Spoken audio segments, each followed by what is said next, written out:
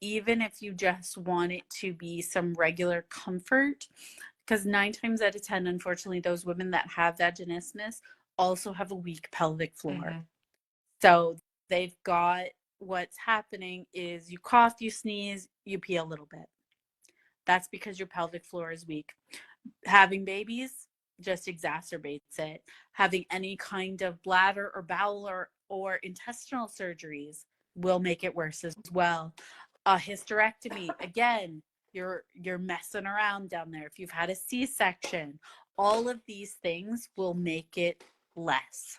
And honestly, So, even if you've never carried a child before, so I've always had vaginal births. My girlfriend's only had cesareans, and she was like, apparently it doesn't matter whether you had a nope. cesarean, and it's because you're carrying that child for 9 months, and it's putting all that pressure and that weight on your pelvic floor, whether Nope. you push it out vaginally or whether you have a cesarean.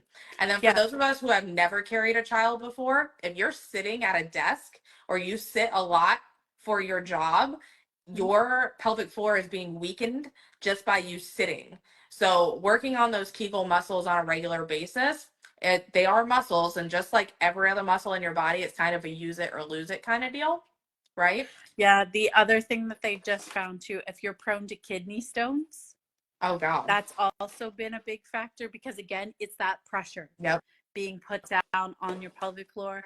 Um, Even if you had pancreatitis, if you've had to have your, oh my gosh, I just lost the word. Appendix. Yes, thank you. All I was right. like, abdomen. That's not the right area of the body. Uh, Remove your entire abdomen. yeah. Good God, no. If you had to have your appendix removed or anything, that could also damage your pelvic floor because it's all down in that same area. Yeah. Um, Even something as simple as constipation, Yeah. because basically what that is a buildup of pressure that cannot be released. And because of the two sphincters, you're actually pushing against the inner one, which I'm sure you've talked about in your Yep. beautiful anal 101 demo. I'm not gonna That lie. I love my anal 101 demo. I think it's great. Um, what that's doing is, again, putting that pressure on that pelvic floor, because if you think about it, your pelvic floor is basically a very thin layer of muscle, and it is not big, friends. It is almost paper thin, that is essentially keeping everything up where the hell it should be. Yeah. And it can be damaged just as easy as tissue paper.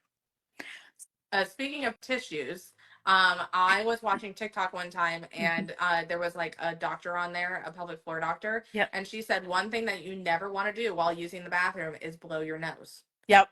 You want to actually stand up and clench your Kegel muscles and blow your nose, Yep. because when you're sitting down, trying to go to the bathroom, you're like basically blowing out your pelvic floor if you do that. Yeah. Exactly, because it's how we sit on a North American toilet. That's why they don't see it as much in other cultures, because they actually properly squat, Mm-hmm. which I can't imagine doing it the way that they do in some of the countries that I've Yeah, been to. no. But no I've got a thanks. squatty potty. That's about as squatty as I'm getting. Yeah, exactly. Like, no.